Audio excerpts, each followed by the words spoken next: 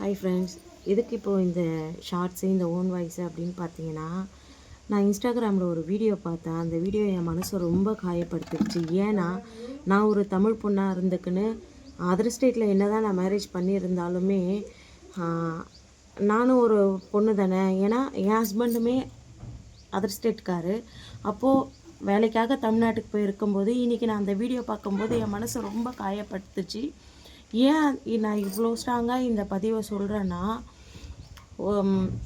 எல்லாருமே இப்போது Instagram use பண்ணுறோம். எல்லாருமே இன்ஸ்டாகிராமில் அந்த வீடியோவை பார்த்துட்டு இருந்திருப்பீங்க. ஒரு அதர் ஸ்டேட் பையன், அவன் எந்த ஸ்டேட்டுன்னு கூட தெரியல. ட்ரெயினில் ஒரு பிரச்சனை அவனுக்கு தமிழ் பசங்களால் நடக்குது. அதுவும் சின்ன சின்ன பசங்க. இதை நான் போடுறது பிரச்சனை ஆகுமா என்னன்னு கூட எனக்கு தெரியல. சின்ன சின்ன பசங்க, அந்த பசங்க அந்த இந்திக்கார பையனை கண்டந்துண்டமாக விட்டுறாங்க.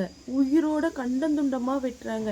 அந்த பையனுக்கு கல்யாணம் ஆகிடுச்சா, குழந்தைங்க இருக்கா, இல்லை என்ன ஏதுன்னு எதுவுமே தெரியல. அந்த பையன் எவ்வளோ துடிக்கிறான் தெரியுமா அவனுங்க வெட்டும்போது. அதை நினைக்கும் போது என் ஹஸ்பண்டும் தமிழ்நாட்டில் இருக்கிறாரு அப்படின்னும் போது எனக்கு மனசுக்குள்ளே அவ்வளோ ஒரு பயம் வருது. என்ன சொல்கிறதுனே எனக்கு தெரியல. சப்போஸ் இந்த வீடியோ நான் போட்டது யாருக்காவது கஷ்டத்தை கொடுத்ததுன்னா தயவு செஞ்சு மன்னிச்சிடுங்க. ஏன்னா என் ஹஸ்பண்டும் தமிழ்நாட்டில் இருக்கிறாருன்னும் போது எனக்கு அந்த பயம்தான் வந்தது. அந்த வீடியோ பார்த்தோன்னே எனக்கும் அந்த பயம்தான் வந்ததே. அதனால தான் இந்த விஷயத்தை நான் உங்ககிட்ட ஷேர் பண்ணிக்கிறேன். அந்த விஷயம் என்னை ரொம்ப மனசை ரொம்ப ரொம்ப பாதிச்சிடுச்சு.